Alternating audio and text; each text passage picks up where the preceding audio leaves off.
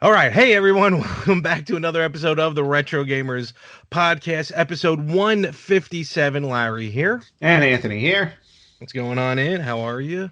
It's going well. We're in the countdown till one of my favorite holidays of the year, Halloween.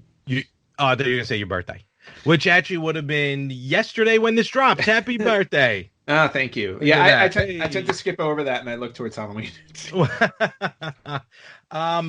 Your birthday gifts are in the mail. That I can promise you. Well, you didn't have to get me anything, but thank you. No, I know I didn't have to, but I saw a couple things I thought they were kind of cool, and then I completely lost track of time and realized, oh, okay, it's the last week of October. Oops. Did you get me what I asked for, which was a new abdominal wall, so I don't have to have this stupid mesh with me? No. We slowly plan on making you.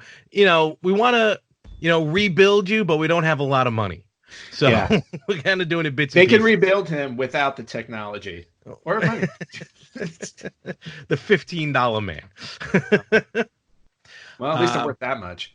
There you go. You got something. That's something going for you. Exactly. But it is Halloween, which it is Halloween week, and for some reason it's such a popular. I still don't get it. I never will. I'm more of a Christmas person.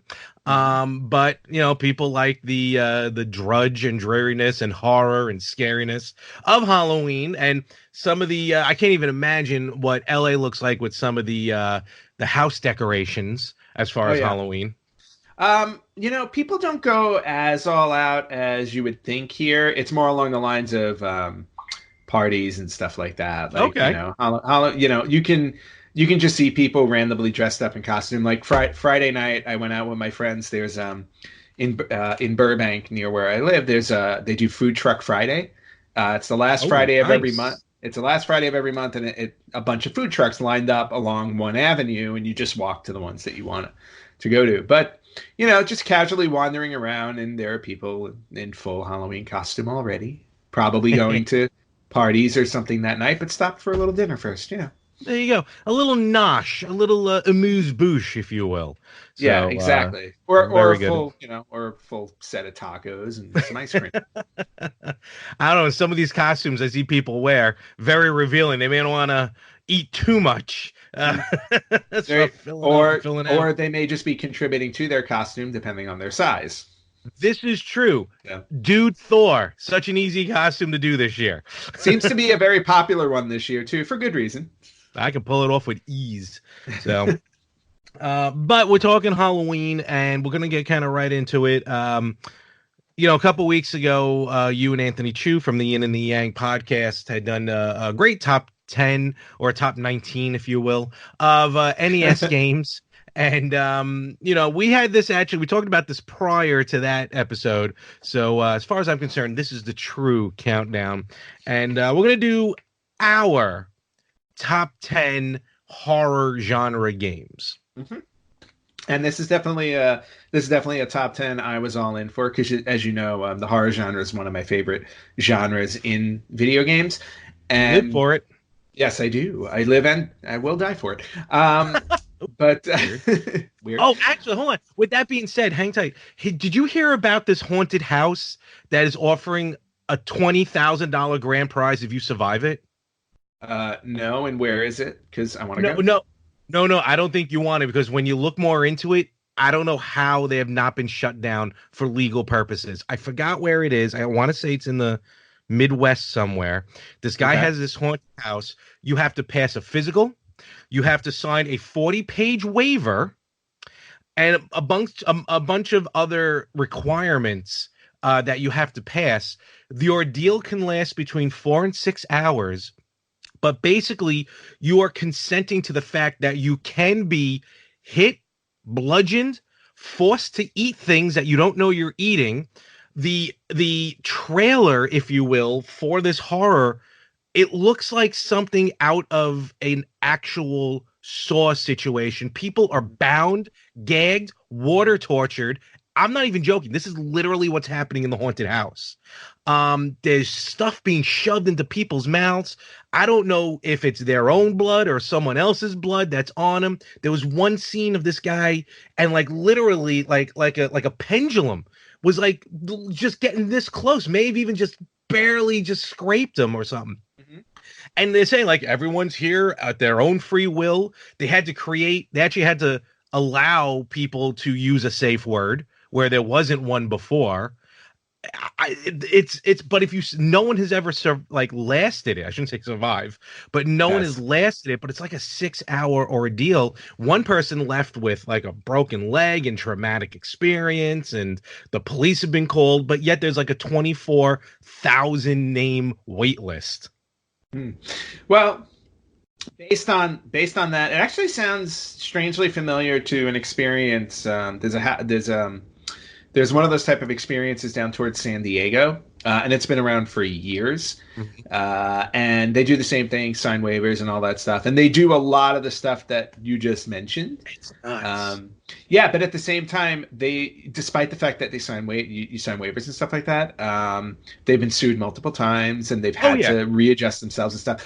To me, this doesn't necessarily sound like something anybody should be doing because of personal safety. You should never legally, doesn't matter what you sign. You can't sign away your right to have yourself physically maimed in any way. So if they broke somebody's leg, they should have been shut down immediately. It's so and the entry fee is a bag of dog food for the owner's dog. Okay. I don't get it. I don't know. Me and my friend were talking about it, like, oh, that seems easy enough. Then we watched like the trailer, and we were like, nope, we're out. It's not. No, I think you got to draw a line at some point, and I think I have a feeling that if they are still if this is still in business, it shouldn't be much longer. It's something like they've been around for like 30 years or something like that. I don't know. So, you said it's in the Midwest? Maybe in the mid. I don't remember. Oh, see, now you're gonna make me look it up. I don't remember a whole bunch like where it is exactly. Okay. But only because it sounds like the one down south for me right now. Like it sounds very familiar to that. Definitely wasn't in California. Okay.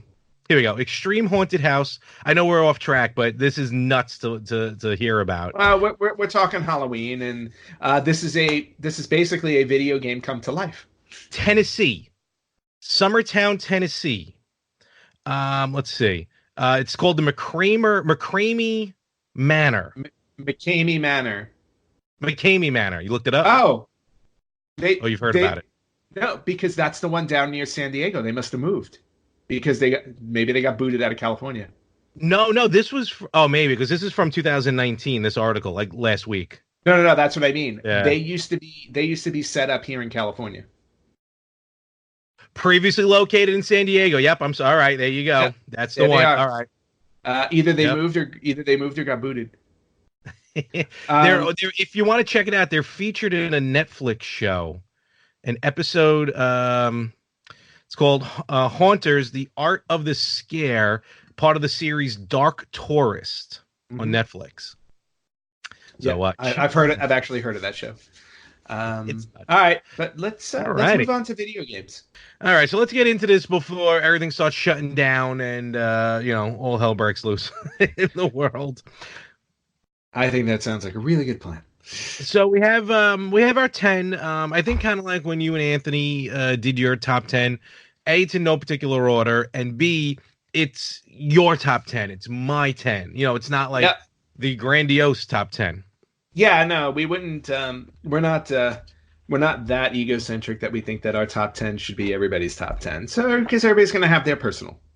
Well, I mean, we are, but for now, we're gonna just you're just gonna hear us and like what we have. Hopefully. Hopefully, yes. Okay, so let's get right into it. I guess I'll do 5, you do 5. Yep. And by the way, I do have mine in order. Oh, okay. All right. Yeah, no, mine. I mean, I can try and do it in some sort of order. But first, I would like to do an honorable mention because I feel like that is the way to go. This is a more recent game, and really, it's only the demo that I played. But when I played it, I did have to change my underwear. It was Until Dawn: Rush of Blood. It's on the Mhm. PlayStation VR. It's on the first or second, maybe both, demo discs. That's where I Yes. played it. I could not get the VR headset off my head fast enough. That's how terrifying this thing was. Yeah, it's a great game. I actually own the full game. Oh, So, do you? Okay. oh yeah, it's a blast. Literally. It's a pip. Yeah, you're on a rail and just, when you got the headset on, and of course you got all the sensory deprivation just all Hmm. around you. And, you look to the side, there's someone crying, you look to the side, there's a clown. You look back and forth, it's just creepy. And it shows off how good that VR software is. So, It definitely does, and it's a great. It's basically a shooting game. You're going through like five stages, and they're all like different horror themes. mhm. And basically the idea is to shoot, the stuff that's coming at you. There you go. And they do like a creepy clown one, they do a slaughterhouse one. It's definitely frightening, especially in VR. So Yeah. yeah, but it's a lot of fun too if you happen to like those types of games. Oh, absolutely. Absolutely. I don't. So, Nope. but I have played my fair share of horror games. So here are my the first one, speaking of shooters, this one not only horror based but very, very controversial, which sometimes horror kind of goes hand in hand. Horror and controversy can. I mean, we are just talking Hmm. about that stupid haunted house. Um Chiller. Chiller, Oh yes. both the arcade game and it did come out on the NES. Hmm. Um, it's a an unlicensed game on the NES, so never officially Hmm. came out. And Does not have rightfully the so. seal. Does not have the seal of approval whatsoever from Oh, and I wonder Nintendo. why. But this game, and I've had a chance to play the arcade version as well. Barcade has it. It's Hmm. wild, man. I mean, have you ever played Chiller? Yeah, they have it at Barcade here in LA. Oh, you have it over there as well. Okay. Yep. Basically, it's a shooter. It's a light gun, both the arcade version and the home version. And the arcade version is basically you're a torturer, and you got all these men and women in these torture devices, or at least in the first level. Yep. No, well, yeah, and you're just basically shooting off limbs, shooting off heads, shooting off skin. It's nuts. It's awesome. And as much as it's an unlicensed port, there were still some changes between the arcade and the NES. I'm not talking just because of hardware. Just the biggest difference, which I find odd for an unlicensed game, is that the NES version, you're shooting monsters. You're not shooting people. Mm. So that kind of almost justifies it, what they say here, back in the Middle Ages, a castle on the outskirts of town has been invaded by an evil force, which is causing the dead to come back to life. So, so Mhm. you're actually the hero in the game for the NES version. So, Well, you have to be the hero in some sense. I can't, for the arcade game, you're just a horrible human being, basically. so another wonderful game in a horror series that I remember when I first played when I was younger. It did frighten me a little bit. Splatterhouse on Genesis. Ah, Excuse me, yes, TurboGrafx 16. I apologize, TurboGrafx 16. that is Um, correct. I mean, creep. I mean, it's still creepy today. You got like Hmm. this buffed up Jason type character, Hmm. who just picks things up and puts them down. And you're going through. You got the zombies. You got the just the acid coming out of these decaying bodies. Hmm. And then like your main weapon sometimes is a 2x4, which I find hysterical. Yes. And then All monsters can be killed with a 2x4. This is true. The level designs are very good. The gameplay is very straightforward, is awesome. But I got to give kudos to this game as far as with its boss levels. Hmm. Very difficult as a boss level should be, but also when you first play the game, you catch on after a while. But when you're done with the boss level, the boss always has that one final shot to get you. And if you're Hmm. not paying attention and you get hit, you're done ski and you got to do the Yep. thing over again. I thought that was very ingenious. Yeah, it definitely upped the difficulty rating for this game for sure. Yeah. It's not an easy game to get through. No, no, God, not at all. Another great game based on a series of movies that I absolutely love, and for those in college need to do a thesis on the evolution of a hero, look to this trilogy of movies. I'm talking about Evil Dead, and I'm talking about Oh, mhm. specifically Hail to the King, which I had on Dreamcast. Yes, that was a really great game. Great Oh, horror great game game, for sure. Hmm. great heart, definitely. The movies themselves are fantastic, but what's great about it is it's horror, but it's got a comedic tinge to it. Yeah. Um, and of course, Ash has some of the best lines. Forget Mhm. Duke Nukem with his. Well, Duke Nukem is kind of, I think, based off of Ash. Um, with some of his one-liners, and Hmm. some of them I can't even repeat here. But go check out the movies. But Evil Dead: Hail to the King, even though it did play a lot like Resident Evil, which I Hmm. wasn't a fan of the original Resident Evil game, gameplay wise. Um, I don't know. I guess it was just Evil Dead. I finally just kind of got used to it, which then let me go back and start playing Resident Evil in a weird way. Yeah, I think yeah, that whole third person perspective and the whole survival horror aspect of that type of game.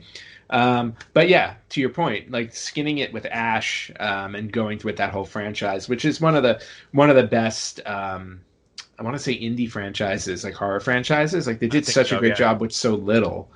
Um, No. Oh, at least for the totally. first And two. Yeah. first, even with the third one was more big budget. I get Army of Mhm. Darkness, but and the remake, movie wise, the remake is a just straight on horror movie. Hmm. But like I was saying, like you get the first Evil Dead, which is straight up horror, and then the second one, which is kind of a remake of the first one because they lost the rights to the first one, so they had to kind of redo the first Yeah. one in the second movie. But then Ash gets a little more gumption to him, and then there's Army of Darkness, which is just fantastic. Yes. In all its cheesy glory, it really Oh is. man, really? But It's yeah, Hail to the King, though, if you haven't played that on Dreamcast and you still have a Dreamcast, it's definitely worth picking up and playing. No question. It was also available on PlayStation and Windows. And what's Hmm. funny is the studio, Heavy Iron Studio, this was their first game. After this, they would go to work on SpongeBob SquarePants and various Pixar games. Okay. It's kind of like what they tell people when they move to Hollywood and they say, "Oh, I want to be in the movies. I want to be a director. I want to be a writer," and they all turn around and say, "Do a horror movie first."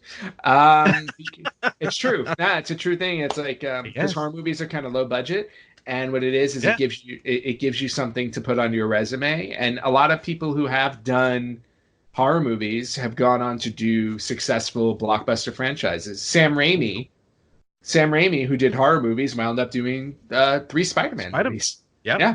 We were just talking this weekend. We were talking about the Leprechaun series. In the Mhm. first Leprechaun movie, who was the star of the first Leprechaun movie? Rachel. Exactly, from Friends. Rachel So, from Friends, Jennifer Aniston. Yep. yeah, so it's nuts what you see.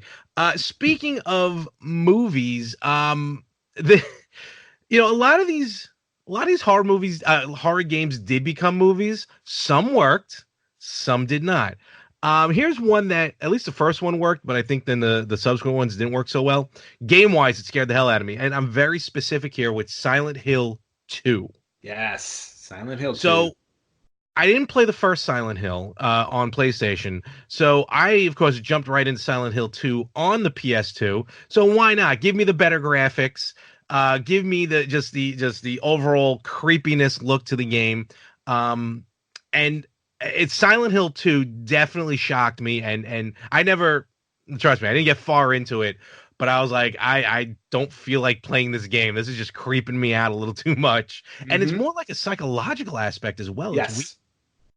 Yeah, it definitely plays tricks with your it definitely plays tricks on you like mentally. It really does. And that's part of the appeal of the Silent Hill series because it's Yes. not just it's not just about the physical scares that are coming at you, it's the mental ones too that really play well. And not only that, but also on the PlayStation, it's the PlayStation's um uh lack of capability, if you Hmm. will, that made it very much of a horror. That's why you had that Yeah. that that cloud, that fog Yeah. in Silent Hill because they couldn't render it quick enough.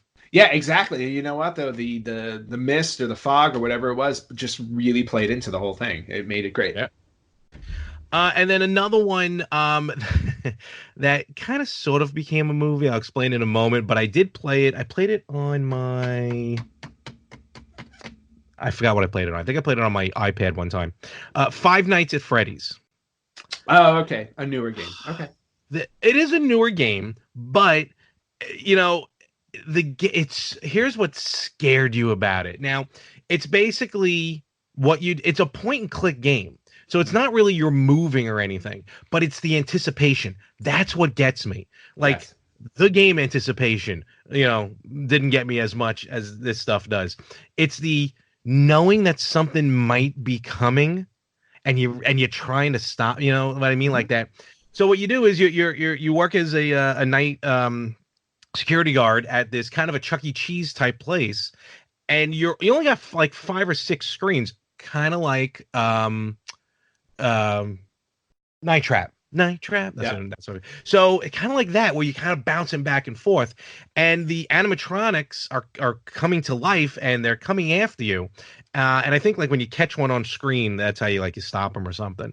But that just anticipation of like, where the hell is it coming from? Where is it coming from? And then all of a sudden, like a bear just shows up and jump scares you, and kills you. Fun fact: it was supposed to be made into a movie. They didn't get the rights to it.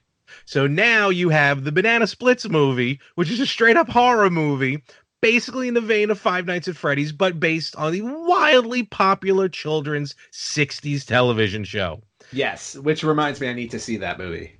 Oh, it is fantastic. We saw it just for fun. You know what it is? It's gorier than you would ever expect a movie like that to be. Well, I'm expecting they have to go over the top what they're considering the source material. That's the whole. It's like we'll watch it. We're like, wow, they did that. Fair enough. Nice. I think you'll enjoy. But again, don't go into it expecting it to be like a 5-star Hollywood aspect. Oh no. I'm not. Yeah. I wouldn't expect that at all. I'm expecting more killer clowns from outer space than anything else. Great movie. That needs a video game. Yes. So those are my 5. We're gonna split it up here. Yes. I kind of ran through that pretty quick, but it's pretty straightforward. So the rest of mine I think would be really good to talk about. A couple of them specifically. Okay, very cool. All right, so I actually did try to list my games in terms of what are my top 10, and I kept I also kept it retro. If I didn't keep it retro, you'd be hearing all about Dead by Daylight and Friday the 13th on my PS4. So I didn't want to do that. Five Nights. I don't know why I thought it was a little older. I kind of forgot how new it was, but still, no, dude, it's all good. I mean, we're not. Look, we're kind of making up the rules on our for our own lists, so it's perfectly fine. It was hard for me to narrow it down to 10 because I have so many horror games and. I've played so many horror games over the course of time, and also trying to figure out how to determine which games were horror in my eyes and which weren't. So, for example, I love the Castlevania franchise, but I wouldn't necessarily put it on my list as a horror game. Interesting. Okay. I also tried to steer away from the games that were a little comedic, but one of them snuck onto my list, which we'll figure out. I will point out a couple of honorable mentions, and when I say a couple, I mean 3. Oh, so a few. So I have an honorable mention, and then an honorable mention, and an honorable mention. How's that? It sounds good to me. You lost me at honorable. Yes, I probably lost most people there. But anyway, so the first honorable mention I want to throw out there, again, based on one of my favorite television shows of all time. Again, horror, kind of, sort of, but not really scary. But Buffy the Vampire Slayer on Xbox. Definitely an awesome horror-based game, kind of, sort of. It's funny you say that about Castlevania, and then I was thinking Buffy. And I'm like, I don't know, is that kind of horror? Because it is, I thought it was more, it had a lot of comedic value to it. I mean, I can understand why it's an honorable mention, don't get me wrong. But that game, the first one was fantastic. Yes, it was. The second one was kind of... It was all right. Chaos Bleeds, it was all right. Yeah, but the first one was great. Yep. If you've never played it and you can still have an Xbox, I highly recommend you go seek it out. Great, third person, you play as Buffy. And basically it's kind of like going through the show. They really they really focused on the story elements to it, Hmm. so that you actually felt like you were having an experience as being Buffy on the show. And I just thought it was really, really well done. Again, honorable mention because I not get it. super horror like. Yeah. Anyway, the other two that I wanted to mention, I'm going to mention together because they're both from the same franchise. Again, horror movie game franchise. If you look over my shoulder, you'll see a poster for the cover of the game. Oh, If is you it can make that out, Monopoly? It is a yes, scary game. Yeah. over the other Oh, shoulder. I'm Um, sorry. yes. So, and I'm talking about Friday the 13th for the NES, and and this was a different game. Friday the 13th for the Commodore 64. Now, Okay, let's talk about that one. yeah, so the NES one everybody knows about, Yeah. and it wasn't very well received. But again, when I bought it, I was a kid. That game, that game would scare me, Yeah. especially when like the children were in danger. You had to go save like the poor kids in the because if you didn't get there fast, that was the best part about that game. It's like there are five kids in a cabin, and Jason's threatening them. Depending on how quickly you get there, will tell you how many kids are left. So basically, you'll get into the cabin and see three of them, which means he slaughtered two of them there before you And got there. also, wasn't it also like the first NES game to actually say like you're dead or something like that? Yes, I think yeah, I you and think your so. friend, One of. you and your friends are dead. Game over. That's Oh, my friends are dead. Yeah, it's so. nuts. But the Commodore 64 one, I was introduced earlier than the NES one, and it Okay. again, it's not a This good one looks game. like. I can't recommend it as being a great game, but the whole concept of the game, it came out in 1985, and the idea Okay. was, again, you're a camp counselor, and a bunch of your friends are there as well. Jason is there slaughtering the other camp counselors, but he's disguised as a Oh, counselor. The only that's way you weird. find, yeah, the only way you expose Jason is if you hit the other counselors, and then the one that's Jason turns into an all black figure. Why are you That punching me? Why are you punching me? Yeah, basically. But the cool thing about it is that like, you pick up weapons along the way and stuff like that. When other counselors would get murdered, um, the game would randomly generate an image that would literally pop up on the screen with like this really loud sound that would scare the crap out of you. And it was basically, if I remember correctly, like Jason's hand with a machete decapitating somebody. And for a game on the Commodore 64, seeing an image like that was actually Yeah. incredibly graphic and really fun, and scary at the same time. Oh yeah, look at this. I I pulled it remember, up on YouTube. Yeah, I'm yeah, watching it right now. yeah, I remember jumping all the time whenever that severed head would pop up on the screen. I'm Um, trying to find that. Yeah. so those are my honorable mention, the two Friday the 13th games. Getting into my actual list, number Okay. 10, number 10, Larry and I both know it. Again, it plays more for comedic, but it's cheesy, horror based, really fun. Basically, where Five Nights at Freddy's concept came from. And we are talking about on the Sega CD, the original Oh, Night there we go. Night Trap. Trap. And I also have the limited run games version. Oh, they can go Sure. straight to hell. Uh, Okay. but I like the thought you red just, box better. I thought you just bought something from them. Um, Look, sometimes you gotta well, I sometimes you remember gotta this. lose to win. Yes, this is actually the original Sega CD, The OG. the OG. This is the OG. Really, really cool. Very cool. And again, it's basically a horror movie that happens in real time, and your job is to look at the security cameras and stop the evil vampires from destroying all the women at the slumber party. And Dana Plato playing a detective is the scariest thing of the whole game. That is very true. From Different Strokes to Night Trap to death. Sorry, Dana. But anyway, Night Trap again. I'm sure you've heard a million things about Oh, of course. this game. The controversy, the actual game I itself. I think it's $5 right now on the Switch digital version. And to be honest with you, for the $5, it's actually worth it. Oh, I mean, totally. and apparently, I don't know if there was some type of curse with these full motion video games because I bought Double Switch on the PlayStation 4, which stars Okay. the late Corey Haim. I know.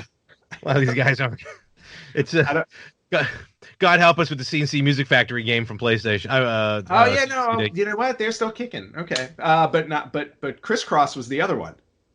Oh, that's true. Oh, Bonky Mark and the Funky Bunch. Oh, and you know what? Yeah, okay. So Yep. all right. My Ah, theory has been good. We're disproven. good. Okay, Thank good. goodness. Thank goodness. Thank God. Thank God. It's Double do Switch is a weird game. yeah. Which one? Double Switch. Yeah, Double it's just Switch. it's Yeah, I just have it. weird and beyond low rent. Like at least this one like had the semblance of a horror movie. Double Switch is just like fake. You can see the fake sets and all that. It's Because you go cheesy. into Night Trap. Yeah, you go into Night Trap and you're like, Dana Plato. All right. But you go into Double Double Switch. Switch and you're like, oh, Corey Haim, eject. Basically. But anyway, Night Trap was number 10 on my list. Moving up to number 9, it's a game that you mentioned, but it was actually the sequel to the game that I enjoyed more. And I'm talking about Splatterhouse 3 on the Sega Genesis. Okay, maybe that's the one I said Genesis. I think that was one I was thinking of. Yeah, that was the one that I was actually introduced to because I didn't have a TurboGrafx 16. But Splatterhouse 3, same reasons you said for the horror, the graphics were great for a horror game. It was definitely gory in for what it was. I still will never get those ugly blob things out of my head. The blobs with the giant open mouth, and then when they would die, like they would just kind of open even more until they fell into the floor. And again, the boss is super hard, super challenging. Yeah, it's crazy. Good, but crazy. Yeah, exactly. And then you and your trusty 2x4, you just needed that thing. But again, yeah, Splatterhouse is a great horror series if you've never played it. Barcade actually in LA has the first one in nice. In LA. Mm-hmm. Okay. So that's really cool. I actually have the first one on TurboGrafx 16. I bought it on one of my many trips to Japan. Sweet. Good pull. Yeah, which is really, definitely. I'm very happy to have that in my collection. And soon to be on the TurboGrafx 16 Mini, if I'm not mistaken. It is going to make... I think so, yeah. Yeah, it is going to make it onto there. So if you've never played it, you'll have an opportunity when that comes out next year. But yeah, Splatterhouse 3, definitely one of my favorites. Jumping up to number 8. And I was actually really surprised because I used to talk about this game all the time on this show. And I bring it up every October. And I'm actually surprised it was this low on my list at number 8. And I'm talking about on the PlayStation, Tecmo's Deception. Oh, yes. I remember when we first started this podcast, which unfortunately you won't be able to listen to anymore. Yeah, well, actually you can on my YouTube channel, More365. They're still there. You talked about that a lot. And I don't remember you playing it. That's the weird thing. Well, I know, and I don't understand how you don't remember me. I mean, I bought this game just based on the concept alone. I didn't buy it based on reviews or anything like that. And for me, it was just a really fun game. Little did I know, 20 plus years later, did I find out that not only was, this game known, but there was a whole franchise. Yeah, there's a few of them, right? At least 4. And I do own 4 of them. Okay. I think there was a 5th one that came out recently that I did not get, but I do have 4 of them in my collection. And it's just, again, horror-based game. You are wrongfully murdered for the death of a princess, and your soul is so angry that you make a deal with the devil to come back and punish everybody for wrongfully executing you. Oh wow! Perfect concept. Makes sense to me. But again, it's one of the reasons why you probably didn't see me play it that much. It was a first-person perspective, and you know how I struggle with those. Yeah, you're not crazy about those, yeah. No, I'm not. Well, they give me headaches, so I just. I don't ever remember you. I don't ever remember you even talking about it. That's the weird thing. I don't know. It's just one of those games. Definitely worth checking out if you like something dark. Fair enough. And the whole idea is like people come into your castle. You set traps up to capture them, and then you choose whether you want to kill them for their soul or for their money. That's what I do in the apartment.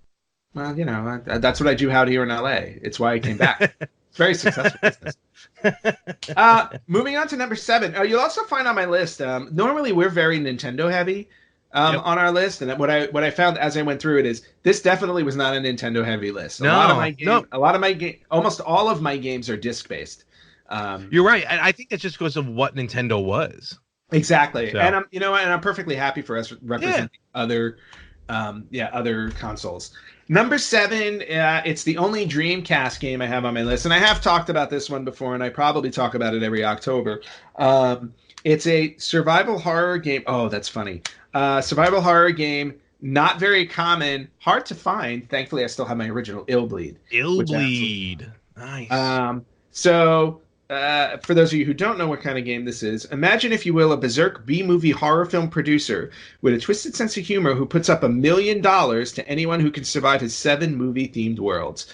It's a bloody mess of mutant monsters, over 1,000 traps and items, and abject terror fused with B movie humor. So, Does it take place in Tennessee? Yes. But anyway, so Illbleed definitely survival horror based. And the cool thing about it is that you go into the game, you're not armed with a weapon. It's basically you're going through these stages and you have like a heart rate level. And the idea is to predict where the scares are coming from, because if they scare you too much, you basically drop dead of a heart attack. Gotcha. Wow. And then at the end of every level, there's a boss that you have to fight. And again, when you're fighting him, you're using the environment around you to defeat him. You're not using a weapon because you don't have one. That's interesting. I like that. What's even more interesting is to let you know that I bought this on July 1st, 2001 at Software Etc. because I still have the receipt. Good Lord. Cash and everything. Cash. I paid $43.29 in cash at Software Etc. Well, when I used to buy games back in the day, I would always take the receipt and just stick it in there in case I needed to return it for whatever reason. So most of my games, even today when I buy them, I do the same thing. Almost a large portion of my collection has receipts. That's the receipts. That is awesome. It's just what I did. And it's good for tax purposes, I guess. And it's great for tax, especially if we're going to start writing this stuff off. The next game, this is number 6 on my list, and then after this one, we'll take a little bit of a break to get to our top 5s. I'm very disappointed that I don't have the box for this game, because you know how I am. I like my games complete. Yeah, you like them 100%. 100%. And I don't know what happened to this one specifically, because I remember I used to take a lot of care with it. And not only that, I used to own the sequel to this game and it disappeared. And that really upsets me. But not good. Survival horror game, again, on the PlayStation. It's more of a slow burn kind of thing because it's a point and click kind of game. But again, in the vein of like Scream. Scream came out around the same time I picked up this game, and this was the closest I can get to a video game version of Scream, and I am talking about Clock Tower. Yes, Clock Tower. Clock Tower, which again, I remember you playing a lot. Yeah, it's a point and click survival horror game with a murderer called Scissor Man who killed you with giant scissors. And the idea about the game is literally it's like going through a horror movie. It's kind of the way you would almost play Until Dawn today, where you did some investigations, you're looking into the story of Scissor Man, and then he would randomly show up at night, try to kill you, and the object was to survive the night so you can continue the story. And then the idea behind the game, again, similar to Until Dawn, the decisions you make and the stuff you uncover throughout the course of the game opened up one of 10 different endings. Oh, wow. So there was definitely a replay value to it, because based on the decisions you make and what you find, you get different endings to the game. So it was definitely worth. It was definitely worth playing. It can be a little slow going because again we're talking about PlayStation. So imagine reading all of the text and the information and then load times. Yeah. So it's definitely a slow game. So you got to have the patience to play it. But for me, there was always a good payoff for it because again, it gave me that kind of survival horror-esque kind of game. In fact, I think somewhere around 99 or 2000, when Scream 3 was coming out, they had announced that they were going to make a Scream movie game, and it was going to be very similar to the Clock Tower style. That's interesting. And there were actually screens released for it, but I think I've seen that. Yeah.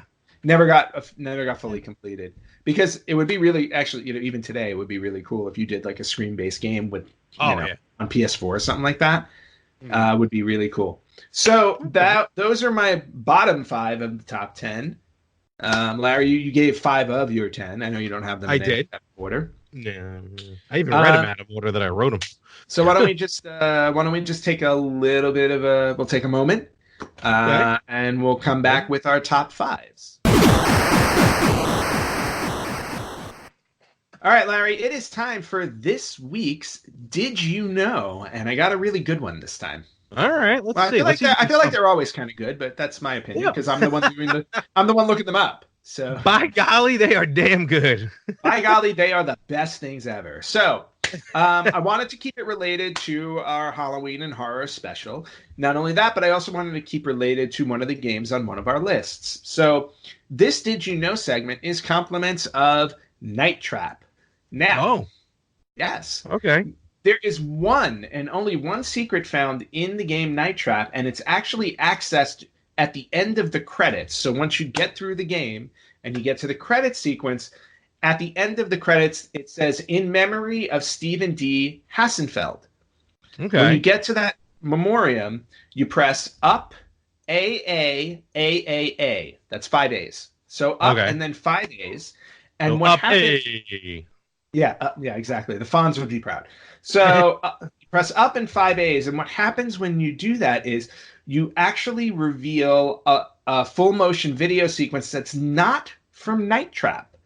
Oh. It's actually footage from Hasbro's never released Nemo console.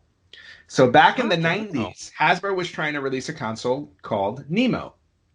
And so in this clip, the president and CEO of Digital Pictures, Tom Zito, is in the clip talking about the Hasbro Nemo. And in the footage, they're playing a demo for Nemo of a game called Scene of the Crime. What game is Scene of the Crime? Night Trap. Oh, really?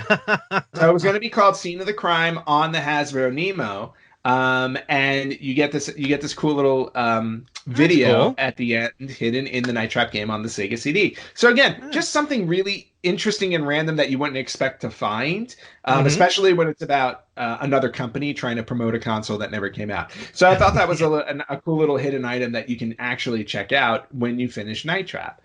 So for those of you who haven't finished Night Trap, or if you have, you did not know about this, go back and check it out. And that is this week's Did You Know? All right, so we're back and we're getting ready to wrap this up as we are on the tail end, on the other side of the lists for both me and Anthony. As you can tell, Anthony actually still has his games. That's right. Do I even have? I got one. Oh, I can show one of them. I can show at least one of them. Well, I mean, full disclosure, not all of the games I've shown so far are my originals. A couple of them I had to repurchase. Of course, I get it. Shame on you. But so here are the. Hey, but most of them are original. I showed you a receipt. Yeah, you're exactly right. The receipts, that is fantastic. That's like when I bought the Genesis off my friend, and it was pristine receipt when I bought the Genesis. I'm like, I need to pay you more money for this. Like, this is ridiculous. So, all right, so let's get right into it. A game that is probably, now you talked earlier about this series that you don't consider necessarily to be horror. I do, in a way that it's maybe not, scary to somebody, but it still has those, it's got zombies, it's got, maybe more the undead, it's got skeletons, it's got Dracula. I'm talking about the Castlevania series. So yes. I would consider it horror.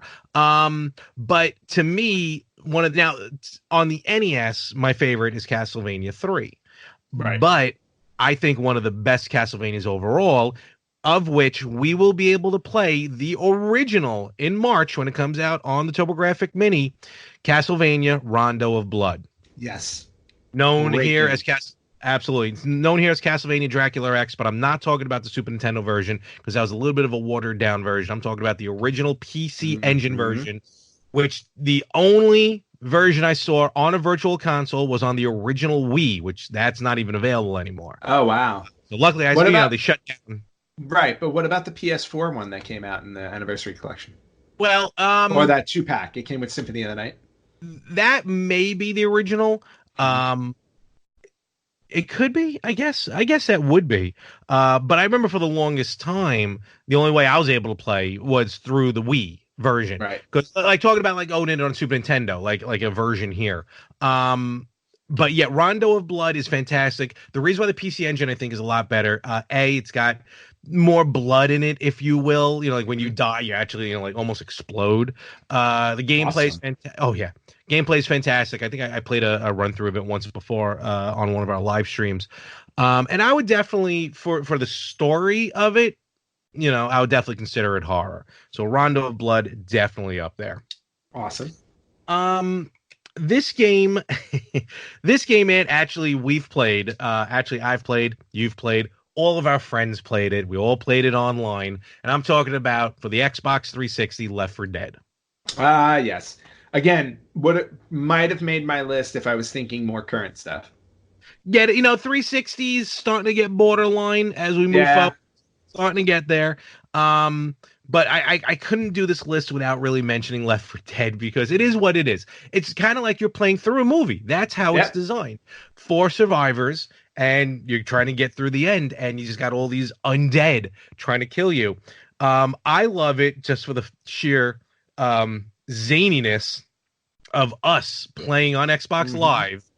And just everyone Jonathan, we love you, but you literally left us for dead many times in the game. Yes, he did. I don't know why we ever tried saving that kid. I don't know.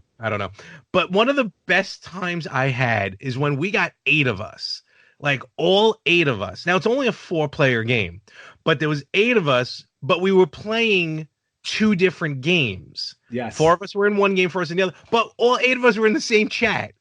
Yes. So we didn't know. It was just chaos. It was chaos. I think it was the same level too. That was a fun one. I thought that was one of the best things we've ever done. It was like the most brilliant thing ever. And the cool thing about Left 4 Dead, not only was it us playing, but I had, it wasn't long after I had moved to Los Angeles. Mm-hmm. So it was so at least when I first moved here, it was like a really great way to still like keep in touch with everybody was to absolutely go on play Left 4 Dead. And I also remember my roommate hating me whenever we played. Just because you would have to play earlier than all we did. So well, yeah, but she was also whenever she was in the house, she would just like roll her eyes and get really annoyed. Stupid boys. Sorry, not sorry. And that is why I live alone. Yeah. You and me both. So Left 4 Dead and Left 4 Dead 2 was good as well. So that one's definitely a good one. Definitely. There's actually one of the characters in Left 4 Dead is a character in Dead by Daylight. They carried him over. Really? I didn't know that. Really? Yeah. Which one? Do you remember? Bill, the older. Colonel. That's cool. Mm-hmm. That's cool. All right. So, 360, so forgive me, but this game definitely I love, especially because there is a big giant sticker on the front of the box saying this game has nothing to do with the George A. Romero movie Dawn of the Dead, and I'm talking Dead Rising. Yes, Dead Rising is a really fun game. Great series, even to today, some of the newer ones, but the original, you played as Frank, I'm trying to think of the guy's last name, but you play as Frank, this reporter. Reporter? Well, photographer, that's what it was. Well, it was a photographer for Yes.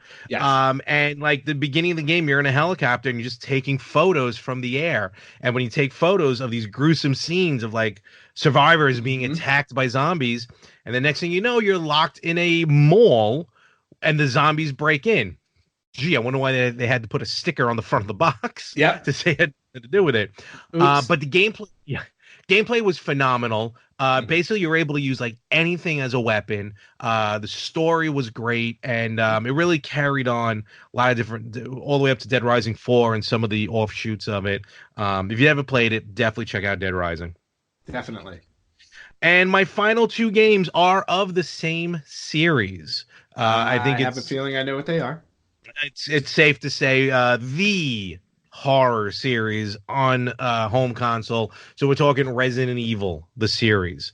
Even great movies. As much as they may get a little cheesy, to me, the cheese factor, hence the shirt, the cheese factor, to me, actually makes the movies more fun to watch. But the first one was amazing. The first movie, Resident Evil movie. No, I go for more quality movies, like, Whatever. So the first one I want to talk about is Resident Evil 3 Nemesis.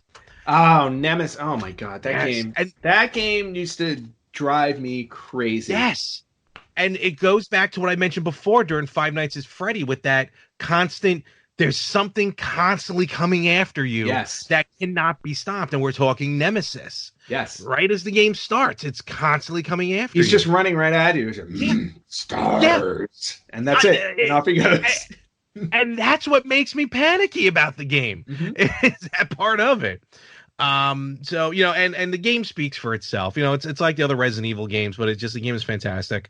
And also, I'm going to be honest with you, the kind of reason why I'm kind of blowing through my list is I kind of bit my tongue, not to be gross, but this is a horror episode, and it's really hard to talk, so it does kind of hurt when I talk. But I'm going to power through this because, gosh darn it, I'm a professional. I will So, not be satisfied until I see blood coming out of your mouth. well, it may be soon. In all honesty, the way I'm talking, it's right on the side of my tongue. All right, so this is the game I can actually show. Which is, here we the go. remake of Resident Evil, specifically on GameCube. On the GameCube, yes. Now, they've redone it recently for the Xbox One and the PS4, and the Halloween sale is still going on. I got to pick up Resident Evil 2 remake. Yes, it is still on sale. 2-disc, one of the classic 2-disc GameCube games. This game, I played the original Resident Evil. It is what it is. But when they jazzed up the graphics at the time for the GameCube, this is what really started freaking me out. Mm-hmm. And I remember I turned the lights down. I was probably in college when this came out. So, I just turned the lights off. It was late at night. Popped this game in, very little music. You get that eeriness. And I think I told it before. You're walking down the hallway, and all that happened was like, I don't even think a dog went through it was like a pebble gets thrown through the window. It's a dog in the beginning. Was it a dog? I could have sworn it was a pebble. No, a dog comes through the window in that hallway. Okay. Yeah. All right. Well, maybe that's me trying to push out the memory of the actual scene. So when that happens, I promptly turn the lights on, turn the game off, and I think didn't go to sleep for like 2 days. Nice. And that is when you know a game is truly successful. Oh God, it was terrible. Mm-hmm. Game's fantastic. Don't get me wrong, but terribly scary. And that's probably I'm trying to think. Probably the only game that really like scared me. And it's weird because I was older, but still just being in the, you suspend disbelief and you're all in with this series and this game. And I didn't want nothing to do with it. So, yeah. Well, Larry, if you really want something that scares you, I highly recommend you download Until Dawn Rush of Blood. Well, if the demo scared me, then we'll see what the actual game does. Yeah, Resident Evil is definitely one. I think you can make your own separate list for top Resident Evil games. Oh yeah, because it's so many of them are just amazing. All right, cool. So that's it for you. I have my top 5. I just got to do something really fast here, and then we're gonna do this. All right, so some of my top 5 may be similar to yours, and when I say that, I think it's just or similar to games that you've already brought up.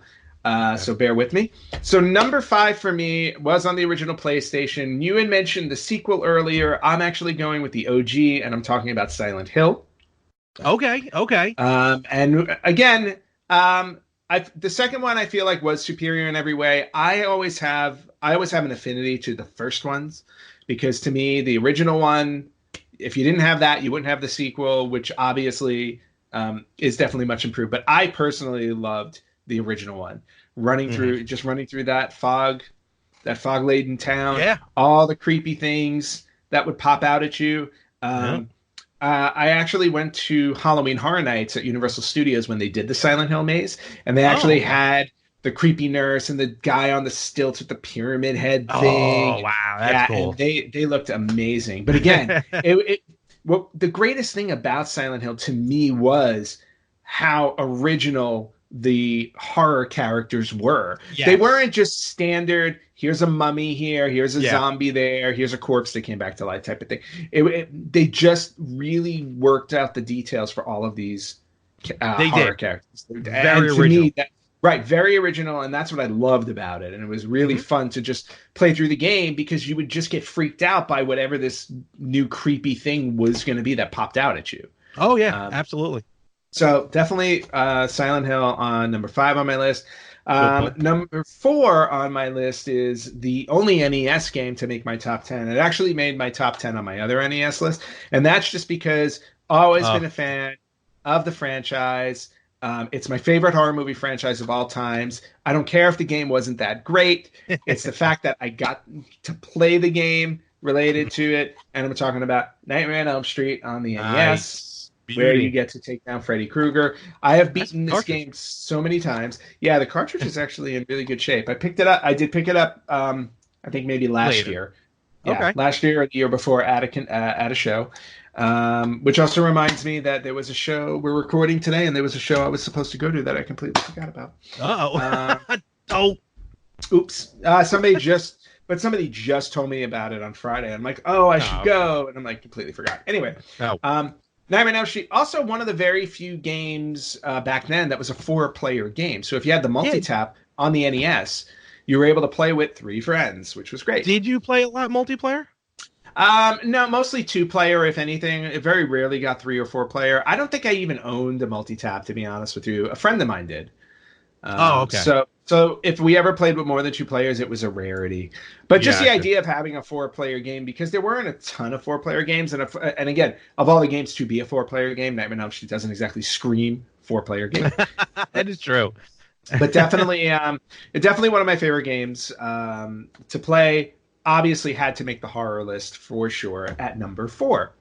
Nice. Number 3, you just mentioned it on your list, except I'm not. Well, no, you didn't just mention it. You did not mention it, actually. Okay. My mistake. I am talking about, and I'm going with the original PlayStation 1. They just remade it on the PlayStation 4. You just talked about buying it. Resident Evil 2. Yes. And the original PlayStation 1. Look, I've even got the crack in the front of my friggin'. Oh, look at that! You even have the original. Do I have the receipt? Let's see. Oh, no, I didn't keep the receipt on this one. No, but look, I do have the booklet. Maybe you bought other games and it's in a different game. I might. There we go. I just found the booklet. Look, they actually were promoting a comic book series, a strategy guide, and figures on the back. Oh, there you go. Oh, nice figures. But yeah, so Resident Evil 2, to me, I mean, it took everything in the first one and just ramped it up by like a factor of 10. This game, again, also 2 discs, 2 different playable characters, and 2 different experiences as you got through the game. That's cool.